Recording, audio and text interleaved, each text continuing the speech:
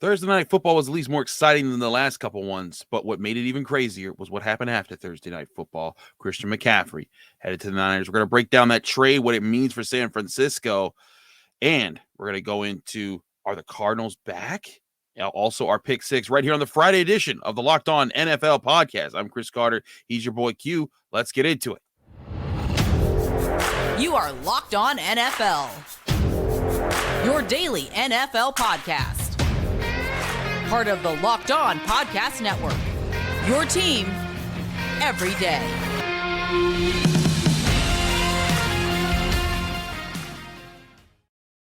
Hello and welcome to the Locked On NFL podcast. It's the Friday edition with Chris Carter and your boy Q here on the Locked On NFL podcast. Remember, this is Monday, Tuesday, Wednesday, Thursday, Friday. We break it all down here. We got different hosts every day. You can find this show on Apple, Spotify, Google Podcasts, Odyssey, YouTube. If you see this on YouTube, like the video, subscribe to the channel for all the daily episodes on the NFL. We also are brought today by BetOnline. BetOnline has you covered all season long with more props, odds, and lines than ever before. BetOnline, where the game starts. So we got Q of Locked On Raiders. I'm Chris of Locked On Steelers.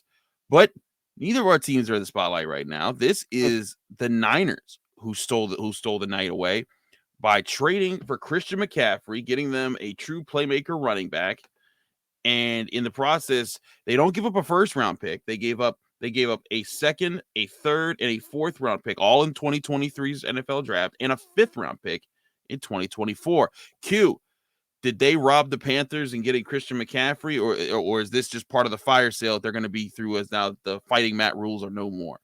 It's a good question. I think that they did a little bit of both. I think that, they went out there and they got a really good player in Christian McCaffrey. When you talk about C-Mac, though, you always have to talk about health. And is he going to be available? How long is he going to be available? But you just think about the talent himself, and you think about what that adds to the 49ers and the talent that they already have. You imagine that Kyle Shanahan-led offense is going to be really dynamic with Christian McCaffrey. And then you look at the flip side of it, and I think that both teams really did well on Thursday night, right? I mean, the Panthers, they got some draft picks. Like you said, the fighting Matt rules are no longer. They're going to obviously look to make some moves in the draft this upcoming year, most likely to go get a quarterback because they need one desperately. None of the quarterbacks they got the whole time Matt Rule was there was the guy. I mean, think about all the quarterbacks that they went through. None of them worked out to be anybody. So, at this stage of the game, they've got to find some quarterback to lead the charge. Now they have more ammunition to make a move if need be. And who knows, depending on what they do with the rest of the season, hell, they might end up with the number one pick overall anyway, but they've got plenty of ammunition in the upcoming draft. So if you're trying to turn this team around and you're going to look for a good head coach in the offseason to go in and lead the charge, to have that extra ammunition there in the draft is going to be it's going to be attractive for whoever the next head coach is going to be of the Panthers. It is going to be attractive because, you're getting a chance to reform a team. And if you have draft picks, those are picks that you will make. You're not getting veterans that were traded to the team. You get a chance to build there.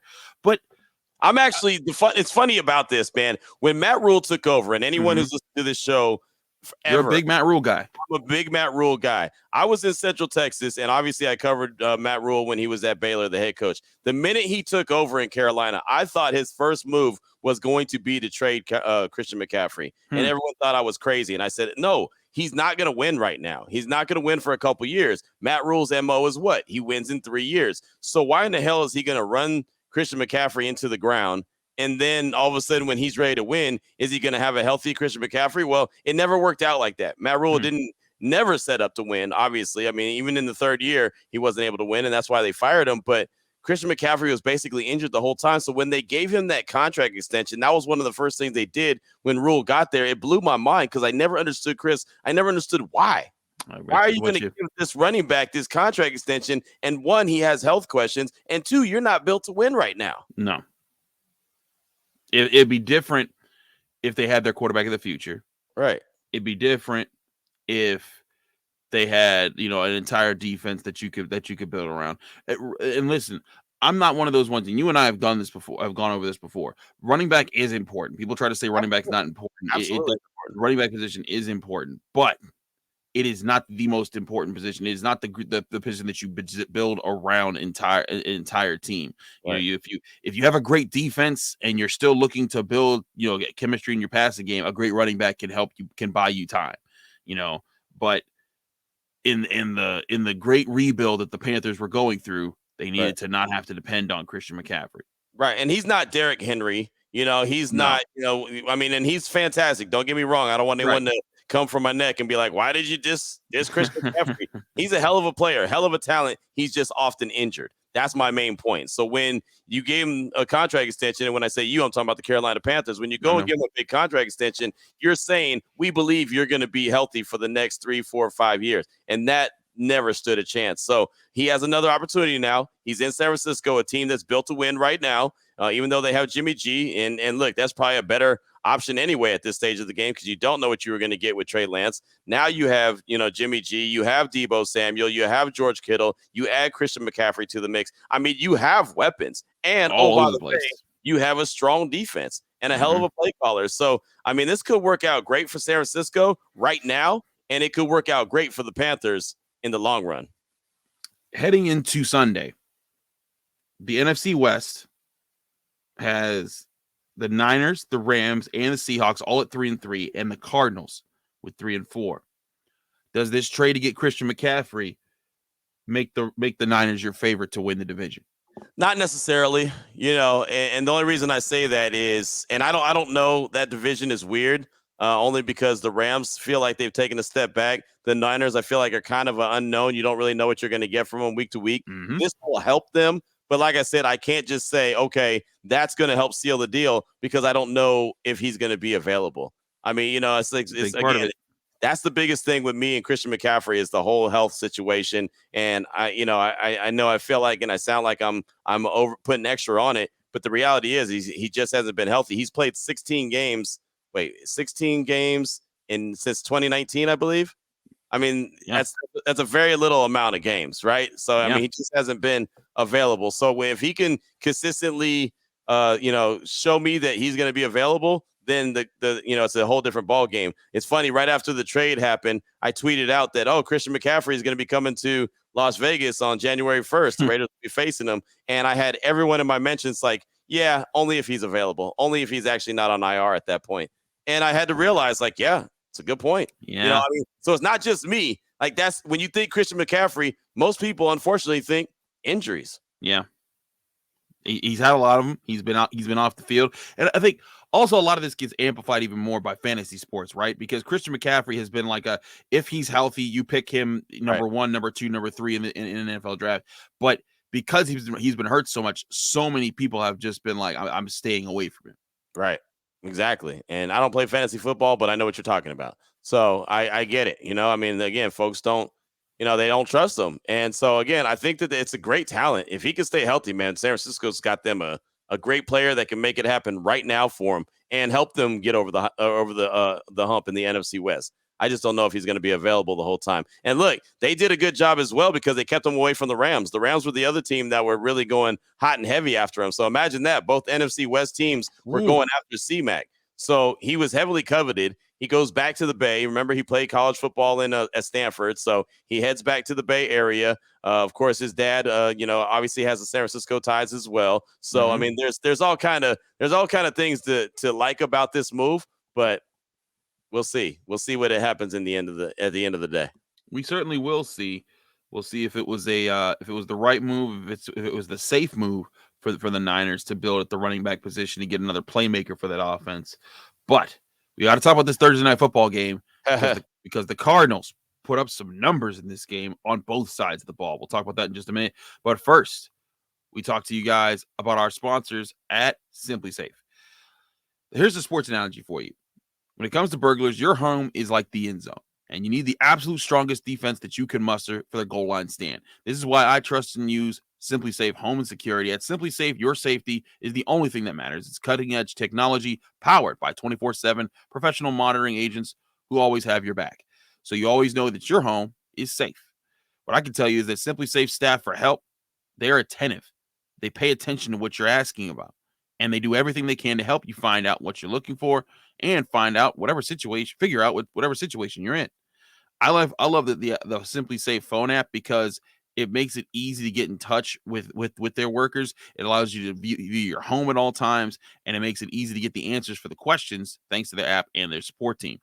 And that support team, has 24/7 professional monitoring. SimpliSafe's agents call you the moment that a threat is detected and dispatch police or first responders in an emergency, even if you're not home or can't be reached. SimpliSafe blankets your home in protection with advanced sensors for every room, window, door, HD security cameras for inside and outside your home. Customize the perfect system for your home in just a few minutes at simplisafe.com/lockedonnfl. Save 20% for your SimpliSafe security system when you sign up for an interactive monitoring plan and get your first month for free. Do that by visiting simplisafe.com/lockedonnfl to learn more, because there's no safe like SimpliSafe.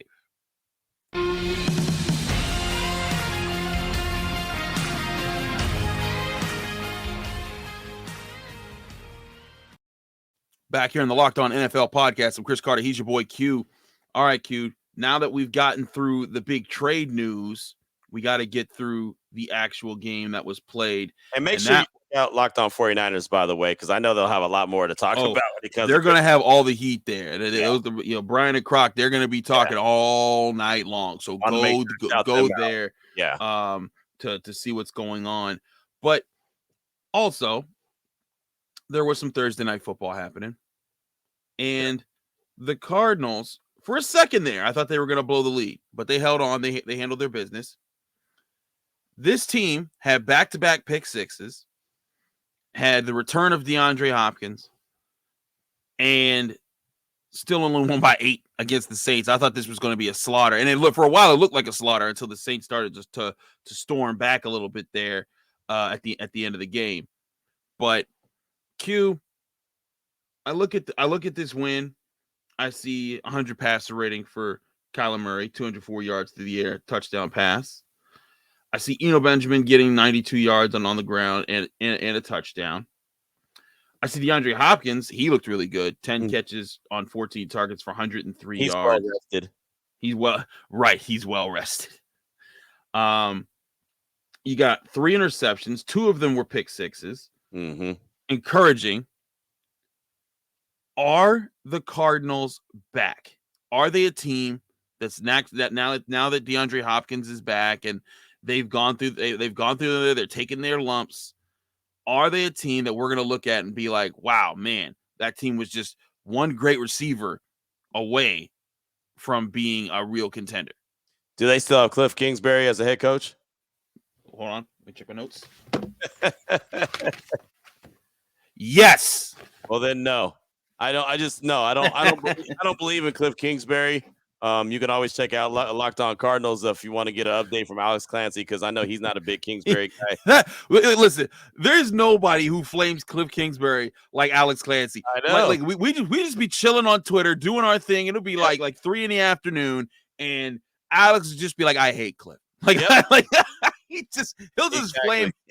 Exactly, all the time. So it's not just me. I'm not a big Kingsbury fan. I watched him in the Big 12 lose with Patrick Mahomes consistently, right? So that told me all I needed to know when Patrick Mahomes was at Texas Tech and Kingsbury was the head coach there. They couldn't win anything. Me and you could beat them, and that's a problem. So he just fell up to a nice job in the NFL after losing in college, which, that happens all the time, right? So, Anyway, I'm not a big fan of Kingsbury, and I don't believe that he can guide this team where they need to go. I do believe that they have some good weapons. Obviously, having D-Hop back is great. You saw what he was able to do Thursday night, and the Cardinals get the 42-34 win over the Saints, and the Saints are just, they're one of those teams that are scratching their head wondering what's going on. Kyler Murray at moments looks really good, and then other moments, he kind of, I don't know if he's going to be that guy either. So I'm a wait and see type of mode when it comes to the Cardinals, see how they operate. I believe they have 10 days off now. They're going on a bye or something like that. Yeah, they have at least a week to get a little healthy. So we'll see what they look like coming back. But if they were only one wide receiver away from, being a really good team, then okay. They just went and made the move with the Panthers for Robbie Anderson as well. So that's another trade that the Panthers have made and tried to help, kind of boost up that roster with the Cardinals. Hollywood Brown's going to be out for a while. We'll see. I don't know if their defense is that good. There's a lot of elements to that Cardinals team that I have questions about. So we'll see what happens. But, at least they were able to put up some points on a Thursday night football game, which is something we haven't seen in a long time. Again, getting the 42-34 victory. But those pick sixes, man, those turnovers that Andy Dalton threw on Thursday night are the reason why New Orleans lost that game. Well, absolutely, because again, he does. If they're just interceptions and not interceptions returned for touchdowns, Right. maybe they do win this game. But he's a backup. It's a rough year for the Saints. Plus, they are decimated with injuries. I mean, that injury list going into this game was a CVS receipt. There was just way too many things that they had to consider. But here's my biggest concern for the Cardinals. For the people that are like, oh, the Cardinals fans are probably thinking like, we're back, baby. Right. In this game, the Saints had more first downs. Mm-hmm. Over 170 yards more on total offense. The Cardinals were 3 of 10 on third downs versus the Saints being 6 of 13. And I look at these things and I'm thinking like, man, like, the biggest thing that helped them was the turnover battle. The Cardinals didn't turn over the ball, and the Saints threw 3 interceptions. But I look at this and I'm like, man, if this offense does not get it cleaned up, and I get it, DeAndre Hopkins just got back. They've got to take time to clear things up and get through stuff. But if they're not able to find chemistry, because a lot of their success when I watch them is Kyler Murray just making up stuff, right, and just kind of playing sandbox football. Like, I'm gonna go here, you go there, let's go get them. Yep. They can't live off of that versus this. And trust me, Ben Roethlisberger tried for years here in Pittsburgh. But eventually he had to wise up and read defenses from the pocket and be a smarter quarterback. That's not to say that Kyler Murray can't do it. Right. But in Cliff Kingsbury's system, there's got to be better answers than there have been. Yeah, it's. I mean, again, they've got to clean a lot of things up. Obviously having Hopkins back is big. I mean, I'll give them that. That is big. That's an awesome weapon. He's one of the best wide receivers in the league, and they have a strong run game as they showed on Thursday night against the Saints. I mean, they obviously have the dogs to go get it done. And Benjamin's not even their number one running back, right? Their number one running back is James Conner, who didn't play. So, I mean, they have the weapons to get it done. I just don't know if all those weapons are coming together. And luckily for them, they found a way to win a couple games. So, I mean, you got to feel good about yourself if you're the Cardinals and you're finding ways to win, even if that wasn't the prettiest game on Thursday night and you had to get it done defensively. At least you did get it done. Now they are going into the bye week and they got to figure out exactly how to clean things up on the second half run. So we'll see what happens. I don't want to poo-poo on them and act like they're a terrible team. I don't really have a lot of faith in them. Let's put it like that. Hey, listen, they haven't given too many people to have a lot of faith in them. Right. So exactly. I totally get that. Don't blame you at all in the least for that. We're going to get to our picks though, because we got our pick 6 of the weekend coming up here right on the Friday edition of the Locked On NFL podcast with Chris Carter. He's your boy Q. We'll get to those picks in just a minute. But first, we got to talk to you guys about betonline.net. Now, y'all know about betonline.net. It's the number one source for all your betting stats and sports information. Find all the latest sports developments, league reviews, news, including Major League Baseball's playoffs that are getting ever so close to the World Series, the NBA season that's just kick-started, the NHL season that's just kick-started, and, of course, Week 7 of the NFL. We had a sports equinox. All 4 of the major sports played Thursday, and their only place to get all of that betting information that you need to place the right bets down is betonline.net. BetOnline is your continued source for all your sports wagering information, from live betting to playoffs, esports, and more. Head to the website today or use your mobile device to learn more about the trends in the action when you visit BetOnline, where the game starts.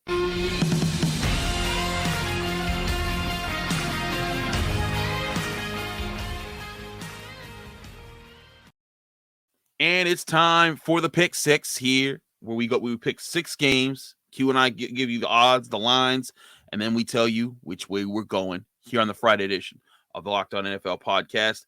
Q, let's fire this up. Let's do it. First game I got here, 1 o'clock, Sunday, AFC North rivals. All these are Eastern, by the way. Chris acts like we live in a world where all the time zones are the same.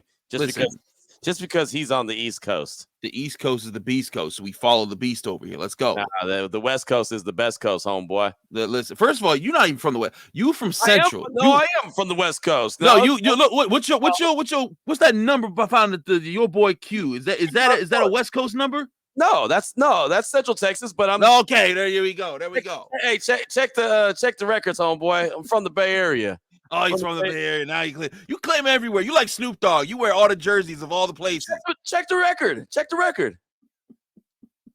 The record says 254 right there. I'm a 45-year-old man who spent 11 years in Texas. You do the math, and you tell me. Wait, did you say you're a 75-year-old man? I said 45. No, If I was 75, I'd still look good. This is true. You be looking great for a 75-year-old man. I look great for a 45-year-old man while you BSing. Hell, you hope that you look this good when you become 45. You all right, Q. I hope I look that good when I'm 45. I know you do, man. I'm glad I'm not, though, right now. I see the way you be looking at me, man. I'm looking even better at 33. You trying to take tips on how to get your hair looking as good as mine? I got you, man. I'll help you out. What you talking about? I got my barber hooking me up all the time. Get out of here with that, Q. Come on now. Right, let's get to our pick six, man. Let's get to our pick six. Since I was so rudely interrupted by you. Anyways, we got the Browns and the Ravens. 1 p.m. Eastern. There you go. You got to be specific. Not Pacific, specific. Right. Yeah, because Pacific is lame. Anyways, 6.5-point favorites that the Ravens are at home. The over-under is 45.5. And the money line is -280 Ravens, +235 Browns. Man, I know the Ravens are hurt up right now. Yeah. I don't know if you saw that one report though about the Browns, about how they're talking about like they're not focusing enough right now and they're not taking practice seriously. Like that kind of stuff. Sometimes it's not that much. Sometimes that's just players just saying some hoopla. But I was looking at that, I'm like, this don't seem like hoopla. This seems like the Browns are concerned that they're turning back into the Browns of old. Where the Browns, just being who they've always been. Right. And I hate to say I told you so, but I was telling you so. Like this team, like they have some really good players on their team. There's no doubt. Myles Garrett is a beast of a human being off the edge. Nick Chubb is a fantastic running back. They've got guys. I love Denzel Ward. I love guys on this roster, but they're still not built to win consistently. And the Ravens are an organization, the original Cleveland Browns, who stole the franchise away from Cleveland. I think that if they're at home, they're going to handle these guys. Well, and Baltimore's been, I don't want to say struggling, but they've had a couple tough losses, man. And Lamar had a couple of tough moments where he's thrown some bad, ill-advised passes and turned the ball over and set his team up for failure. So Lamar's got to get back to having that MVP Lamar games, right? And the defense is starting to play a little bit better, but they're still not where they need to be. They're still not a Baltimore Raven defense that we're used to seeing each and every week and every year. So I think that in this game against the Browns, who, as you mentioned, they're not really focused, struggling a little bit here and there to get things cooking, I think this would be a perfect recipe for the Ravens just to get right? A get-right game. Not that the Browns are slouches, but Baltimore could take their angers and frustrations out on the Browns. So, I'm taking the Ravens in this one. I know that they're 6.5-point favorites. I think that they'll definitely cover that spread, no doubt about it. So, yeah, I'm rolling with Baltimore. Same here. We have another AFC North team playing here. The Cincinnati Bengals are 6-point favorites over the visiting Atlanta Falcons. Money line is +230 for the Falcons, -275 for the Bengals. Over under sit at 47. Q. I'm rolling with Cincinnati. You already know, man. My Bengal allegiance, man. My Bengal family out there in Cincinnati. Your Bengal family, that's who they are. I ain't never been to Cincinnati, but I got some Bengal family out there. I know I do. So shout out to the Bengals. No, it's in all reality though, they are getting right though. Cincinnati seems like they're starting to get right a little bit. They're offense a little bit. Like I said, a little bit. They're starting to get. Yeah, right. I was gonna say a bit. Put a little bit in capital letters because I'm still not sold here. I'm picking them to win, right? But I honestly wouldn't be surprised if the Falcons covered. I wouldn't be surprised. Well, that's what Marcus Mariota does really well. I mean, if we're just talking about the line, he's covered the last 6 starts he's had. Mm-hmm. I mean, he's been on a roll. So if we're just talking about the lines, then I would roll with Atlanta. Say, hey. The Bengals have 6, or they're 6-point favorites. Cool. Roll with Atlanta in this one and they'll cover. They'll be fine. But I think winning the game outright, it'll be Cincinnati. I also think the under's going to hit in this one. Okay. Just because I think that this is going to be more defensive than a lot of people realize. I think the Falcons are going to try to grind the clock out. I think the Bengals, they'll score in some quick hits, but I think they'll have a lot of drives that kind of stall, and that's why this game will be close because the Bengals won't be able to string together as many scoring drives as they like, and the Falcons will do just enough to hang in there. But I do think the Bengals pull it out in the end there. But I'm right with you. I think the Falcons cover yet again. Right. Our next game here in AFC South showdown, the Colts at the Titans. Now, you might be saying in your head, why are they talking about these two teams? Well, the Colts have a winning record now. Which Right. if you had told me after week 2 or week 1, I would have called you a liar. But they're 3-2-1. The Titans are 3-2. To me, it's tough to call this a win now situation. It's tough to call this a must-win situation for either team because the AFC South is just so bad you'll be able to recover. But I do think for the Titans, this is their chance to assert, hey, we still have Derrick Henry. We've invested in a defense. We still got Ryan. We can make this work, guys.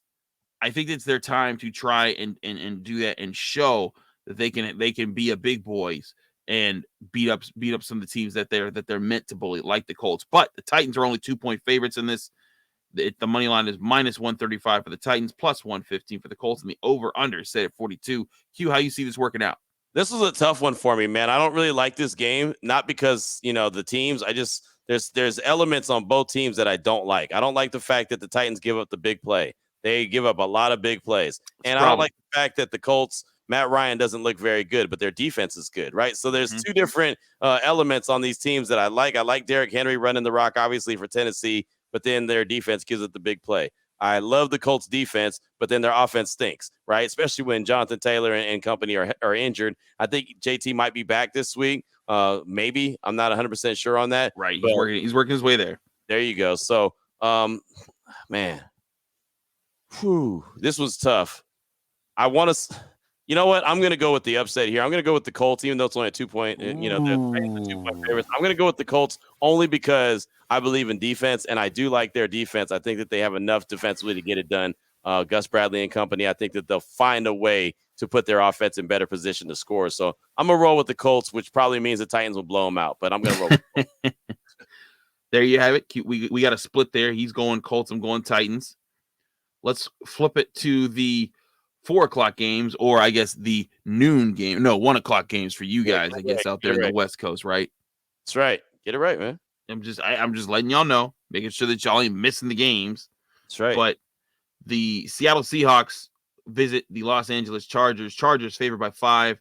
Money line is -225. Chargers +195. Seahawks. And remember, you can get all these odds and ends and lines from betonline.net. The over-under set at 50.5. It's a lot of points. Mm-hmm. And I mean the over-under, not necessarily the game itself and the result. I'm going with the Chargers, even though Justin Herbert hasn't looked right. Even though the Seattle Seahawks can sometimes just be weird and get really good out of nowhere with Pete Carroll. I gotta ride with the Chargers. This has to be a time they stand up for themselves. If they lose this game, it's gonna be like there's gonna be a lot of questions being asked in Los Angeles. Right. And look, I have a problem, putting my money where Geno Smith's at, right? I have a problem counting on Geno Smith to continue to play like he's playing. I mean, he's similar to me. What Geno Smith is doing, and I don't know how the rest of the season is going to play out, obviously, but what Geno Smith is doing is similar to what the New York Giants are doing. Like, they're winning right now, but at some point you feel like, okay, that shoe's got to drop, right? I mean, the Giants are 5-1, and Geno Smith is playing good ball. It's the best ball he's played so far. But at some point, I feel like the Giants, their rabbit foot is going to, they're going to misplace it, and they're going to lose it, and something's going to happen. And at some point, I feel like Geno Smith is going to realize that he's actually Geno Smith and he's not supposed to be playing well. So, I think that the Chargers, Khalil Mack, will give him obviously a rough time in this game. J.C. Jackson, their big-time corner that they paid a lot of money for in free agency, has stunk this year. He's been really bad. He's been a bust. He got benched last week. So we'll see how that shakes out. But I think the pressure that Khalil Mack will put on Geno Smith will really put him in a bad situation. Kind of get him twisted up in a phone booth. So I think the Chargers win this game, no doubt. Moving right along, we got the Chiefs at the Niners. This one's a lot closer than I thought it would be on the betting lines. The Chiefs are only favored by 1.5 points. The money line is -129 Chiefs, +109 Niners. The over/under at 48.5. Niners, of course, they've been a defensive team. Yep. They get a chance to go up against one of the most offensive teams. I think that if the Niners are in a great place, they can be a kryptonite for the Chiefs. But I don't think they're in a great place yet. I think they have a lot of work to do. I think they have a lot of continuity to build. I'm taking the Chiefs, and with 1.5 points as a coin flip, I'll take the Chiefs all day. I'm going to roll with the Niners in this one. I really am. I just Okay. think that that defense is going to be strong, similar to what I thought about the Colts. I think that defense is going to be really strong, and they're going to make Patrick Mahomes a little frustrated. And I'll tell you, I mean, the Chiefs very well easily could be on a 2-game losing streak right now. The Raiders damn near beat them on Monday night, and then they did lose on Sunday, to Buffalo in Kansas City. Both of those games were in Kansas City. Now they're hitting the road and going to San Francisco, aka Santa Clara. Out there where the great America is. And so, I just think that it's going to be tough for Kansas City, man. They're a good team, but I think a strong defense and a good defensive game plan will kind of muddy the water up a little bit. So I think it'll be a low-scoring game, and I think that's favors San Francisco. So I'm going to roll with the 49ers at this one. All right. We've arrived Sunday night football. Or I guess Sunday afternoon football, since we got to clarify everything. Hey, man, look. We got to clarify everything with Q. I'm just saying, don't be jealous that by the time Sunday night football is over, it's barely nighttime on the West Coast. The West Coast. I'm not jealous. I like to go to sleep right after Sunday night football. What you talking about? Hey, man, it would be nice for you to finish the game around 8:30 or 9 o'clock at the latest and say, hey, man, I still got my whole evening, instead of look up and it's like 11. I'm just saying. I hear you. I know you do. You're out at those stadiums late, so I know. Not as late as I used to be. I will say I love my job, but still, it is a hurt piece some of those days. But the Dolphins are favored by 7 points over the Steelers. The Dolphins minus 315 on the money line. Steelers plus 265. The over under at 44.5. I've talked about this game all week long. Tua Tagovailoa is back. Kenny Pickett's expected to be back. The Steelers are expected to get back all of their starting secondary. They beat the Buccaneers and Tom Brady right without their top 3 cornerbacks, without Minkah Fitzpatrick, without TJ Watt, and without Pat Freiermuth on offense. Right. No, I know. It was, and one, that was kind of reflective on how bad Tampa Bay, in my opinion, is right now. But also, two, it also shows that the Steelers can overcome a lot of adversity. I think in this game, I think Miami wins it. I don't think that they win it by 7, though. If you're just going on the betting line, I would roll with the Steelers, take the points. I don't think it's going to be that. I want to see what Tua looks like when he comes back, right? I mean, that's going to be the biggest question. Obviously, all eyes are on him. It's just about rules damn near been changed since he got injured. The game is being officiated differently now ever since his second concussion. So I'm interested to see what it looks like. I don't think that Kenny Pickett is ready to win yet in the NFL as far as, go out and lead the team and just be that guy. Is he back from concussion, or is it Trubisky still out there? So officially he is still in the protocol, but he's been taking all the first team reps according to the team. And so I fully expect Kenny Pickett to play this weekend. Okay. All right. So I wasn't sure about that, but I just think that, just leading the charge, he's going to have to develop into that. I do think he's going to end up being a good quarterback, but just not ready to anoint him that dude just yet. I think Miami wins, but I don't think they win by 7. I'm with you. Like, I wouldn't be surprised if Miami pulls this off, but I really see this.